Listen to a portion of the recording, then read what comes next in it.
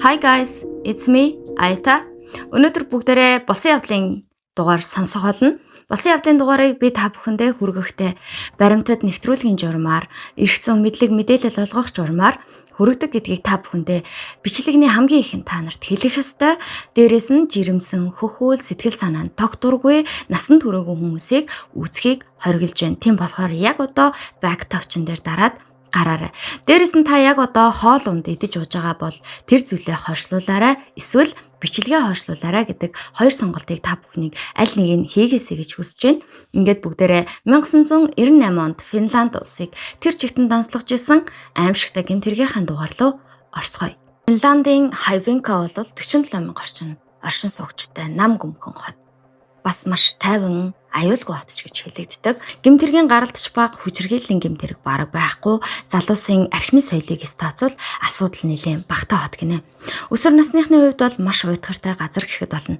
Ийм уйтгартай хотод иргэд залуучууд ихэнхдээ арх уч хөгжилддөг. Энэ үйлдэл нь зарим үед жижиг сажиг асуудал тарих тохиолдол бол гардаг байсан.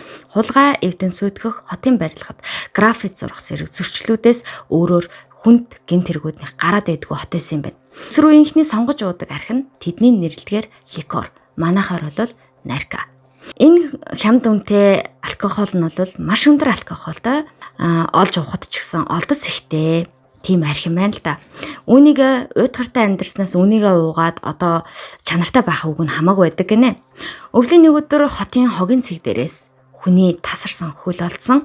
Тэр хот даяараа бүгдээр мэдэж маш их цочирсон. Энэ олдсон хөл бол эрэгтэй хүнийг гэдэг нь харахад илт байсан. Хэмжээнч тэр бас өстэй байсан гинэ. Ингээд мөрдөгчд маш бага сэжүүртэйгээр ажилд орсон. Хөлний байдлыг харахад 20-оос 60 орчим насны хүн байх гэж тогтоосон нэг хүндрэл гарсан нь энэ хогийн цэг нь Хайвинка хотын 47,000 хүний хогоос гадна ойр орчмын бүс нутгуудын хүмүүсийн хог бас төвлөрдөг байсан учраас нийтдээ сая гаруй хүний хогийн дундаас дахин хүний биеийн үлдэгдлийг хайх ёстой болсон. Энэ ажил бол мэдээж маш удаан хугацаа зарцуулсан бас нэлийн хүнд ажил гэдэг нь ойлгомжтой. Бичлэгт харагдаж байгаачлан нэг бүрчлэн нааш цааш болгож болттой хогийг задлаж үзэх гэх мэт маш амаргүй нөхцөл байдалтай тулгарсан. Цагдаагийн алба хаагчид дангаараа барахааргүй болоод цагдаагийн академийн оюутнуудыг энэ ажилд ажилласан. Мөн К9 нохоонуудыг авчирч үнэр хайлгуулсан. К9 буюу кадавр нохоо гэж хэлдэг. Энэ нь өгсөн хүний үнэрийг таниулж сургасан байх бөгөөд тэрхүү үнэрээр цогцос эсвэл хүний биеийн хэсгийг олдог гэсэн үг. Хайгуулын өдрүүд дуусах дөхөх үед Финландын цэргийнхэн хогийн цэгийг бүхэлд нь хамгаалах үүрэг хүлээж авдаг байсан. Яагаад тэгэхээр одоо энэ газар бол албан ёсоор гэмтэргийн газар байх бүрэн боломжтой болсон учраас хүн нэвтрүүлэхгүй, эд мөрийн баримтыг устгуулахгүй байх арга хэмжээг авах ёстой болсон. Ард иргэд нь хүний тасарсан хөл болсон мэдсэн болохоор хэрэг дурлаж ирэхийг үгүйсэхгүйгээд асуудлууд үүсэж болно. Хайгуулын өдөр эхэлснээс 7 хоногийн дараа хүний ходоодны маш жижигхэн хэсгийг олсон. Хүний ходоодны жижиг хэсгийг хүртэл тэр хогон дундаас ялгаж олж ийн гэхээр маш нарийн анхааралтай ажилласан гэж харагдаж байна. Мөн өмнө олдсон хөл, одоо олдсон ходоодны хэсгийг ДНХ тест хийж үзэхэд яг таарсан буюу нэг хүний хэдг нь илэрсэн. Үүнээс үүдэлтэйгээр ходоодны хэсгээс хинжилж хэд орчим насны хүн байсан тодорхойлоход эрэгтэй 20-оос 30 орчим насны хүнийх гэдэг нь гарсан бас олон жил арх уусан бүр хэтрүүлж хэргэлдэг байсан ч илэрсэн. Ингээд бодохоор бидрээ идэж ууж байгаа хэрглэж байгаа бүх зүйлс бидний биед мэдээлэл үлдээдэг гэхээр шинжлэх ухааны бас нэгэн гайхамшигтай тал. Насаа алдах үедээ ч нэлээд согтуу байсан нь илэрсэн. Шүүх хэмнэлгийн ийхүү шинжилж байх үед хогийн цэг дээр хайгуулын ажил шаргуу үргэлжилсээр байсан. Бас нэлээд сунжирсан байдалтай болоод ирсэн. Ингээд сар орчмын дараа Крисмсийн баярын өмнөхөн хогийн цэгийн малтлагын ажлыг цуцалсан. Цогцсны хоёрхан жаахан хэсэг олдчихсан байхад ингээд хайгуулын ажлыг цуцалчихсан байгаа. Ямар ч тач цогцсны үндсэн профайлыг гаргахыг хичээж эхэлсэн. Эхний ээлжинд залуу хүн бага орлоготой эсвэл бүр тэтгэмжээр амьдардаг байж магадгүй гэж профайл гаргаад цагдаа нар орон нутгийнхаа халамжийн бүртгэл халамж тэтгэмжээ аваагүй утсан хүн бүрийн бүртгэлийг үтсэн. Гэтэл энэ ажил тийм ч үр дүнтэй байж чадаагүйч тэр бүртгэлүүд донд 23 настай залуу тэтгэмжээ аваагүй нэлээд утсан байгааг олж мэдээж шалгахад цагдаад алга болсон гэдэг мэдэгдэл ерөөсөө ирээгүй байсан. Гэхдээ энэ залууг олж уулзах ёстойгоо цагдаа нар хайсан чинь хаанаас ч олж чадаагүй бүр ор сураггүй алга болчихсон байсан. Дээрээс нь энэ алга болсон залуугийн гэр нь хүртэл нөгөө хогийн цэгээс 20 км зайд амьдардаг болж таарсан. Тэгэхээр нөгөө цагдаа нарын гаргасан профайлда таарсан учраас цагдаа нар хайж байгаа хүнээ олсон гэдэгтээ итгэлтэй болсон. Одоо уг нь би танарт энэ тэдэн настай тэр гэдэг тийм хүн байсан байна гэдэг мэдээллийг өгмөр байна л да. Гэтэл Финланд улс хүний эрхээ маш гоё дээдсэн улс гэх үү, ямар ч хэсэн энэ хэргийн хохирогчийн яг үндсэн профайлыг бол 2038 он хүртэл хаалттай хэвээрээ байгаа юм бэлээ. Тэгэхээр та нарт одоо энэ хэргийг чи үйлцэн хүн гэж байгаа штэ. Тэр хүний ярьснаар энэ хэргийн бүх өрнөлүүд явна гэдгийг энд сануулж хэлье. Тэгээ бүгдээрээ хохирогчийг А гэж дуудаад явъя. А нь ямар тааж ганцаараа амьдардаг, олон найз нөхөдгүй, гэр бүлийнхэн байдаг ч гэсэн дотн биш, ямар тайл алга болсонг нь мдээгүй, цагдаад мэдээлэлгүй байсан байгаа. Цагдаа нар амьдардаг газрынх нь ойр орчмын хүмүүсээс асуусан хамгийн сүүлд хаана байсанг нь мэдэх нь энэ хэрэгт маш их тул болно гэж үзсэн. Гэтэл хэд хэдэн хүн Яно Элк гэдэг хүнийг хилээд байсан. Жижигхэн ийм групп найзуудтай байсан байна. Хамгийн сүүлд ч гэсэн тэдэнтэйгээ харагдсан нийл болсон. Тэд нар бүгдээрээ л хүнд металл хөгжим сонсдог бөгөөд готик стилээр хувцалдаг байсан гэж цагдаа нарт хэлсэн. Түрүүнд дурдсан Яно Элк болон бас нэг найз олох Мика Райскаг цагдаа нар аль хэдийн мэддэг байсан юм байна. Мика өмнө нь хууль зөрчиж байсан ч хүнд ноцтой юм бол байгаагүй. Эвдэл сүйтгэсэн зодоон олон нийтийг хамарсан уймэн самун гэх хэрэгүүдэд холбогдож байсан бол Яно Элк нилээн хар бараан өнгөрсөнтэй. Шоронд хоригдож байсан учраас Яногийн гэрт шууд л нэгжлэх хийхээр болсон. Дээрээс нь хохирогч Агийн найз гэсэн учраас тэндээс хайлтаа эхлэх нь зөв гэж цагдаа нар үзсэн байгаа. Гэрт нь бол хүн амны эрэг үлдгэсэн гэмээр шинж тэмдэг эхэндээ бол харагдаагүй ч гэсэн хэд хэдэн аимшигын чихвэц хөргөм зүйлс олцсон. Библиэс сатаныг иш татсан тэмдэглэлийг гэртээ хаа сайгүй бичиж наасан. Сувнэрийн зориулалтаа хутагнууд, арга ясны чимэглэлүүд, гавлын ясны хэлбэртэй аксессуарнууд бүр 666 гэх тоог сийлүүлээд алтаар бүрсэн байсан. Эдгээр нь аль аль нь Яног хэрэгтэн гэж буруутгах шалтгаан болоогүй ч Яногийн гэрт илүү нарийн нэгжлэг хийх шаардлагатай гэж цагдаа нар үзсэн байна. За ингээд нарийн шинжилгээг гэрт нь явуулж эхэлсэн. Цусны уул мөр, шал, таазанд маш муу цэвэрлэгдсэн байдалтай байхыг олсон. ДНХ тест ч авсан. Мөн угаалгын өрөөнөөс олон тооны нотлох баримт олдсон. Угаалтуурын дээр байрлах шүүгэнээс цусны уул мөр ерөнхийдөө байшин тэр чигтээ хэргийн газар юм байна гэдгийг цагдаа нар ойлгосон байна. 1998 оны 12 дугаар сарын 8-нд цагдаа нар 4 хүнийг баривчилсан. Яно Элк 23 настай, Мика Райска 21 настай, Тэри Турбашанка 17 настай эмэгтэй. Энэ бол Яно Элкийн найз охин байсан байна. Дөрөвтөх нь дөнгөж 16 настай эрэгтэй хүүхэд байсан гэж илээ. Насан туршаагүй байсан болохоор профайлыг нь хуулиар хамгаалаад нууцлсан байт юм байна. Одоо хүртэл энэ 4 хүнийг цагдаа хорьсон байна. Энэ үед Яно маш тайван, олонний нүдэнд ил байхаас ичсэн ч юм уу, сандарсан зүйл огт ажиглагдаагүй, байцаал зүгч байхдаа ч тэр маш тодор инээмсэглэж баяртай үйл явдал болж байгаа мэт харагдсан гэж хэрэгт тэмдэглэж үлдээсэн байлээ. Одоо бүгдээрээ Яно Элк гэж яг хэн болох талаар ярилцъя. 1975 онд маш их асуудалтай гэр бүл төрсөн нэг ах, нэг эгчтэй. Ах эгч хоёр нь сэтгцийн ноцтой асуудалтай байсан нь шизофрен байсан байна. Манайхан шизофренийг бараг мэдэх бах те.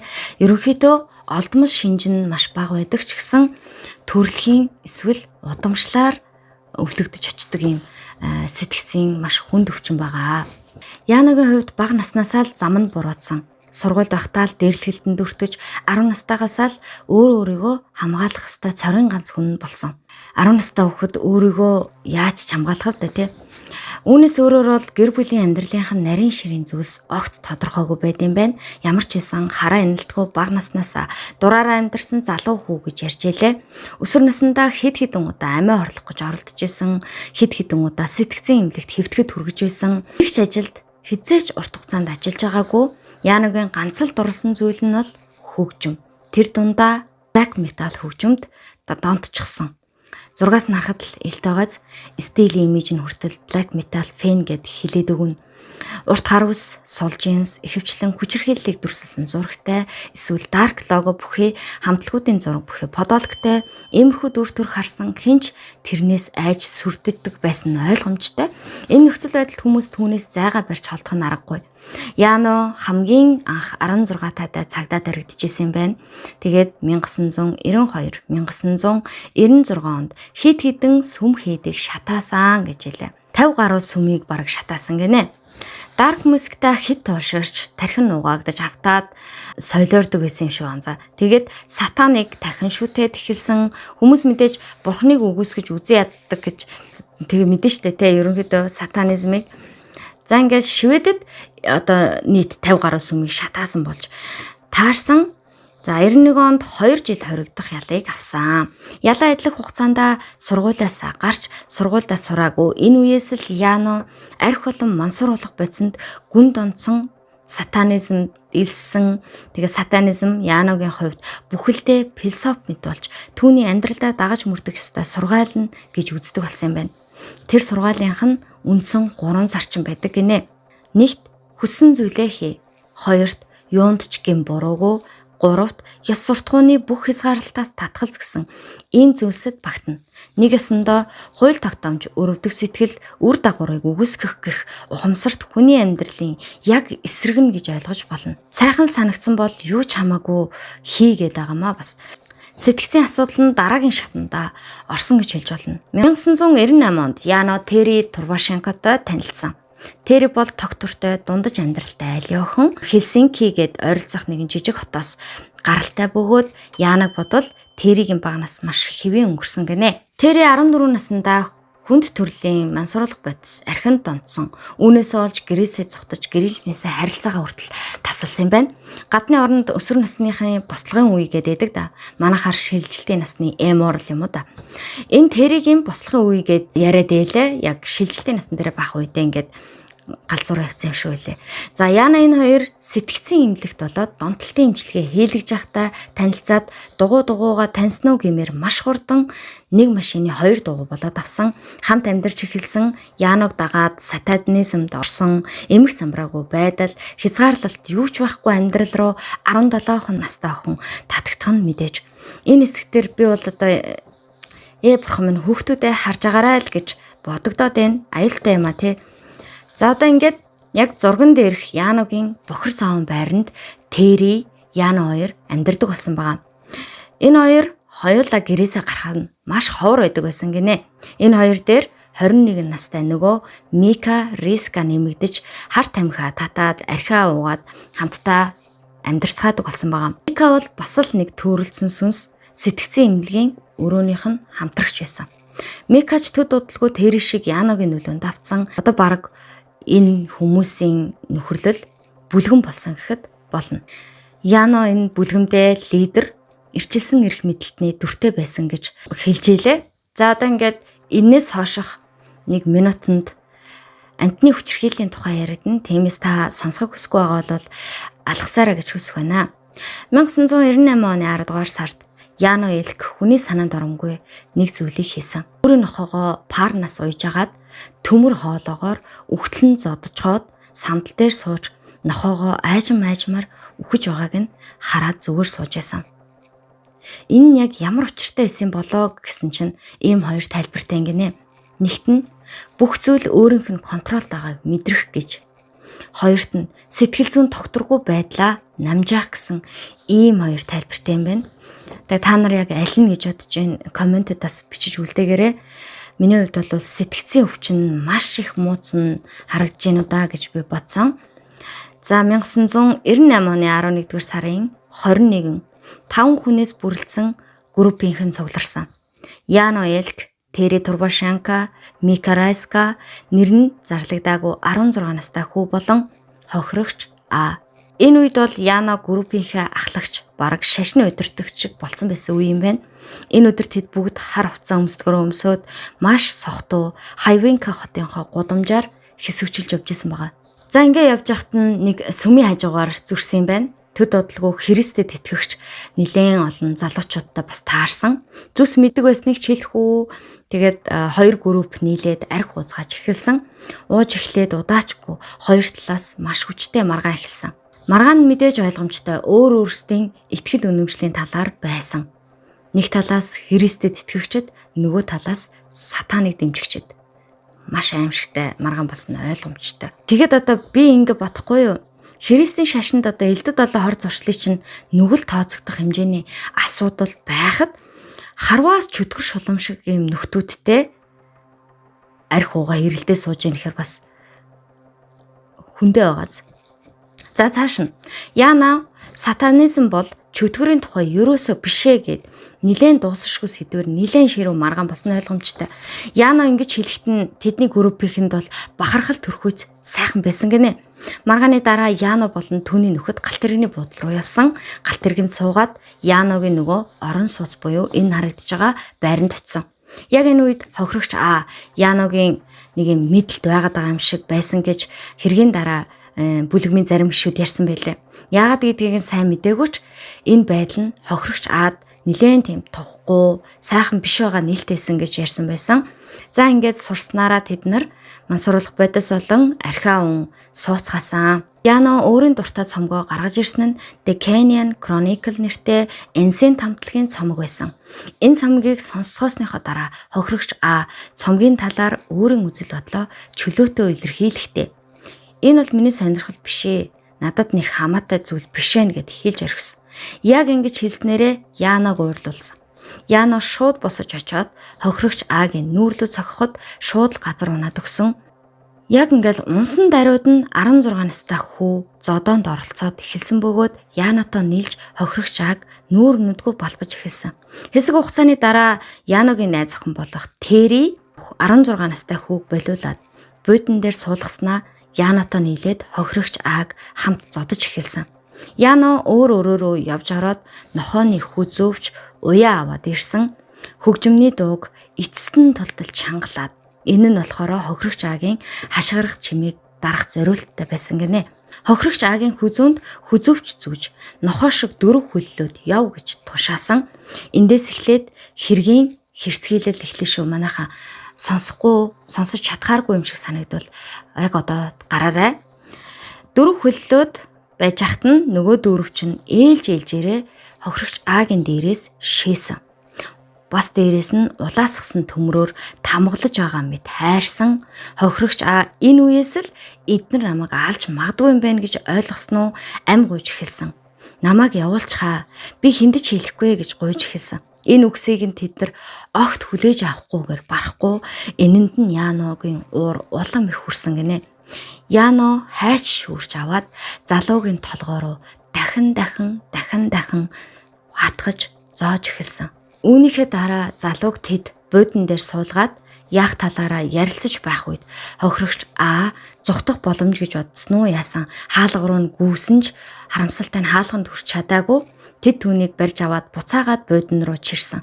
Дахиад зүхтгаас нь сэргийлээд Яно Тэрийг нөгөө өрөөнөөс яваад скотч аваад ир гэж хэлээд скотчоор гар хөлийг нь холбож боогод ямар ч хөдлөх боломжгүй болгож байсан. Энэ үед залуу болооч гэд байдаг чадлаараа хашгираад байсан учраас толгой нүрийг ч гэсэн мөн битүү скотчсон байгаа. За тэгэхээр энэ дээр бүгдээрээ нэг юмыг анхаарах ёстой. Энэ залуучууд маш их мансуурсан, маш их арх уучсан байгаа болохоор ийм аимшигтай юмнууд хийсэн багтаа л гэж би бодоод байгаа. Тэгсэн чи яагаад тэгэхээр ингэж скотчдж байгаа штэ тэгэхдээ тэд нар залууг амьсгалж чадхаа болчих штэ гэдэг юмыг ерөөсө бодоогүй гинэ. Залуу амьсгалж чадхаа болчоод байхад тэд нар үргэлжлүүлэн зодож тамалсаар л байсан. Эцэст нь бүгдээрээ нэг ухаан ороод харсан чинь хохирогч хөдөлгөө болцсон. Тэгээд тэмцлийн ямар нэг хөдөлгөөн хийхгүй болсон анзаарэгдсэн. Тэгэхэр нь нас орсон байна гэдгийг мэдсэн байгаа. Ингээд хохирогч амьсгал хураасан байна. За ингээд нас орчлаа гэд бүх зүйл дууссан уу гэвэл дуусаагүй. Яна утга авч ирэн цогцыг зэрэмдэглэж эхэлсэн. Махнуудыг өмхөөрнө гэдэг шиг тастаж аваад зүрх гэдэс дотор бэлэг эргэтэнг нь хүртэл тастаж авч хайсан. Энэ амар үйл явдлыг харсан нөгөө 16 настай хүү хэргийн газраас зугцсан Яно, Тэри, Мика гурав л үлдсэн. Энэ гурав цогцсны махны зарим хэсгээс нь эдсэн толгойг нь тастаад яг л бөмбөг шиг хоорондоо шидэж тоглосон. Тэгээд болоогүй. Тарсарсан толгой яг л тоглоом шиг өөрөөний энэ тэнд байж харагдсан штэ гэд шүүх хурал дээр ярьсан байгаа. Тэд нар зүгээр л энэ бүх аимшигтай зүйлсээ хийж байхдаа инээлцээр л байсан гэж өөртөө ярьсан. Цогцсны үлдэгдлийг угаалгын өрөө рүү аваачаад цогцсыг бүхэлд нь хөрөө ашиглан тасцсан. Маргааш өглөө нь шаардсан толгоо нүвцэн байдалтай сэрсгээсэн залуус юу хийснээ шууд л ойлгосон.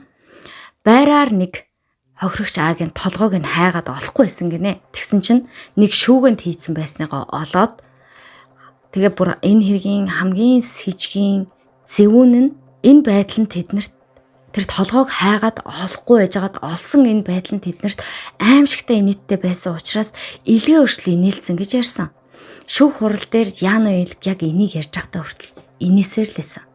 Хохирогч аагийн толгойноос нэг нүдийг нь ухаж гаргаад оронд нь салиуд хийсэн л гин бурхан минь. За энэний дараах өдөр 16 настай хүү Мика 2 хэсэг алхаж цогцыг хайж болох газрыг судлангаа хэсэг ярилцаж авсан гинэ. Ингээд цагдаад мэдэгдэх талаар биш хэрхэн устгах талаар ярьсан байгаа юм да. Энэ хоёр Яног ингээд буцаад ирсэн чинь Тэри орон сууцны цусыг нь цэвэрлэж байсан, харин Яно цогцсны үлдэгдлүүдийг янзалсан хിവэрэл лээсэн гинэ. Чи одоо ямар идэш гаргачаад янзалж байгаа шүү дээ. Цогцыг маш жижигхэн болгоод Хайвенкагийн хогийн цэгт хайвал олдохгүй гэж тооцоолсон. Хэрэг гарснаас хойш хэдэн өдрүүдэд Яна Тэри хоёр гэртээ бүгдгээрээ бүгээд цэвэрлэгээний бодисууд авчраад цэвэрлэгээгээ дахин хийсээр байсан байна. Тэгээд дээрэс нь зурагтаар хэн нэгэн одоо алга болсон гэдэг мэдээлэл гарах нь уу, эсвэл цогцсны үлдэгдлүүд олдсон гэдэг мэдээлэл гарах нь уу гэд зурагт үзээд байгаад исэн бэлээ. За ингээд хэдэн 7 хоногийн дараа нэгэн орон нутгийн сонинд нь хүний тасарсан хөл оллоо гэдэг мэдээлэл гарсан.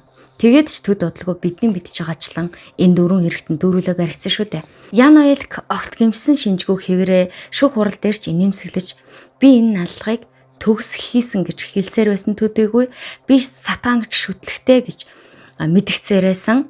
Хохирогч ааг сатаникийн 3 үндсэн зарчмыг зөрчсөн гэж үзсэн гинэ. Тэгснэ энийгээ өөрөө ярихдаа ингэж байгаа. Нэгт асуугаагүй бол санал зөвлөгөө өгөх хэрэггүй. 2. Бусдын хүрээлэлд байгаа бол хүндэл эсвэл хизээч бусдын хүрээлэлд бүү ор. 3. Хэрв таны гэрт таны зочин таныг бухимдуулвал тэдэнд харгас хэрцгий өшөөлгүй андараа гэ. Солиорч. Энэ зарчмуудынхаа хүрээнд Яно хийсэн зүйлдээ бүрэн зөвтгөгдсөн гэж итгэж байсан гинэ. Шүүх хурлын нэхэмжлэлийн эсгүүдийг олон нийтэд ил болгосон гэдэг үүнээс бусад хэсгүүд бол хаалтаа явагдсан бөгөөд энэ хэрэг нь тухайн үеийн нийгмийг бүхэлдэн цочроосон гэмт хэрэг сатанизмыг тойрсон бүлэглүүдийн дунд ч гэсэн маш их шууган тарьсан хэрэг болж исэн юм байна. Яно Элг шүүхийн танхимд инээмсэглээд сууж исэн ч гэсэн түүнийг хүн амны гэмт хэрэгт буруутай тогтоогдсон. Мөн өөрийн нохойг тамлан зовоож асан гэхэргээр бүх насаар нь 20 хялыг оноосон. Тэгээ харамсалтай нь юу гэж манайхаа Финландд энэ нь бүх насаараа 20 гэдэг нь хамгийн багадаа 12 жил суучаад дав залдаад эсвэл тэнцэнгээр гарч болдог. Яац орон бэ? Тэри Турбашенко бол сэтгцэн эмчнэрийн үзэлгээр орсон хэсэгчлсэн галзуурал гэж үзсэн юм байна. Энэ нь альва зөв бурууг нь ялгах чадвартай байсан. Тэгээд 8 жил авах байснаас хэдэн жил ял авсан гэж манайхаа жил ахсын л ял авсан. Мика Райсенко бол танхаарсан каннибализм цогцыг устгах гэж оролцсон хэрэгээр буруутгагдж байсан ч ердөө 2 жил 8 сарын л ял авсан. 16 настай эрэгтэйг гин буруугүй гэж тогтоосон. Бас дээрэс нь яагаад гин буруугүй гэж тогтоосон бэ гэсэн чинь хөгшин хүмүүсээр одоо нөгөө хэдийн хэлж байгаа. Хөгшин хүмүүсээр тархиа угаалгасан байсан гэдэг үндслээр гин буруугүйгээ тооцсон. Ингээд болоогүй манайхаа. Нөгөө Яно ч 12 жилийн дараа тэгсэж гараад ирсэн юм шиг байна заяа. Шоронгоос гараад ирсэн боловч яг гарч ирсэн өдрөө баарнд 2 хүнтэй зодолдоод тэгсэн чинь баарны зодооных нь үеэр нэг нь ухаалтаад унтсан заяа. Буцаагаад шорондоо орсон. Тэгээ нэг нь ухаан алдаж малдаж унсан гэхээр нилээн ширүүхэн юм болсон юм шиг байлээ. Буцаж ороод ялаа үргэлжлүүлэн идлээд 17 жил хоригдсныхоо дараа буюу 2016 онд Яно Элк суллагджээ. Шоронд байхдаа дутуу байсан боловсрал буюу 91 онд шоронд ороод сургуулаа хийжсэн штэ. Боловсрлоо дүүргэсэн бөгөөд яг одоогоор хаана гэдгийг тодорхойгүй ч гэсэн нэг газарт бүтэн цагаар ажилладаг гэсэн мэдээлэл лээ. Тэр цагаас хойш асуудалд ороогүй гэд миний орчуулсан хэрэг дуссан. Гэхдээ миний бодлоор эн чинь нөгөө цагдаа дээр л очиж бүртгэгдээгүй л болохоос биш энэ бол баригдахгүйгээр юу ч хийгээд явж байгаа юм билээ те. Тийм галзуу өвчтэй амтан. Тэгээд одоо сэтгцэн эмчлүүлээд идгэрсэн ч юм байд юм болов мэдэхгүй байна. Гэхдээ би нэг зүйлийг маш тодорхой хэлье. Нууц гэж байхгүй. Илэрдэггүй хэрэг гэж байхгүй. Заавал хизээ нэгэн цагт хэрэг хийсэн л бол баригддаг тийм ээ. За тэгээд энэ үгээр өнөөдрийнхөө болсон явдлын дугаарыг энд үргээд өндөрлөж байна. Дараагийнхаа болсон явдлын дугаараар бүгдээрээ уулзцгаая. Subscribe, like, comment please. Намайг дэмжээрэй. Баярлалаа.